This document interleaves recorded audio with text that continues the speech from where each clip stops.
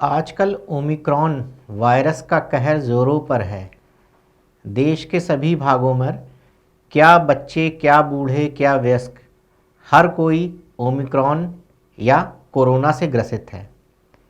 तो इसमें सवाल यह उठता है और कई पेरेंट्स मेरे पास आते हैं कि डॉक्टर साहब कैसे डिफरेंशिएट करें, कैसे पता करें कि ये बच्चे को जो सर्दी खांसी बुखार है यह ओमिक्रॉन के लक्षण है या ये नॉर्मल वाला फ्लू है। क्योंकि ऐसा देखा गया है कि अभी सर्दी का मौसम है और धीरे धीरे मौसम काफ़ी तेज़ी से चेंज हो रहा है, अब गर्मी की तरफ भी जा रहा है।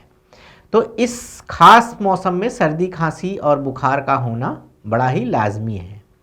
देखिए, नॉर्मल फ्लू और जो ओमिक्रॉन जो कि एक माइल्ड वेरिएंट है कोरोना का, सिम्टोमेटिक क्लिनिकल फीचर्स के हिसाब से उसमें डिफरेंशिएट करना थोड़ा सा मुश्किल होता है कि यह सर्दी खांसी बुखार जुखाम गला दर्द बदन दर्द थकावट भूख ना लगना बच्चों में स्पेशली, जो कि अपने सिम्टम्स अपने लक्षण बहुत अच्छी तरीके से अपनी भावनाओं को नहीं व्यक्त कर पाते हैं, यह ओमिक्रॉन है कि यह नॉर्मल फ्लू के लक्षण है।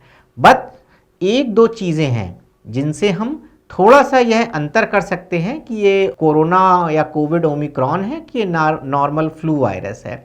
जैसे कि जो नॉर्मल फ्लू के सिम्टम्स होते हैं वो 2 से 3 दिन में अपने आप ही कम होने लगते हैं या बुखार चला जाता है, बच्चा बेहतर महसूस करता है।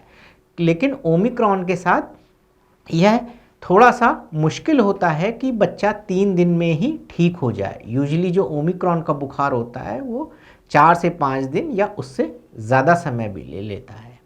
दूसरे, यदि परिवार में, फैमिली में या क्लोज कांटेक्ट में कोई कोविड पॉजिटिव है, किसी को कोरोना हो रखा है और आप उससे कहीं मिले हैं या किसी पार्टी में गए हैं जिसमें काफ़ी लोग कोरोना से ग्रसित हो चुके हैं, तो यह ज़्यादा संभावना है कि जो बच्चे को सर्दी खांसी जुखाम बुखार बदन दर्द ये सब है, यह कोरोना का लक्षण भी हो सकता है।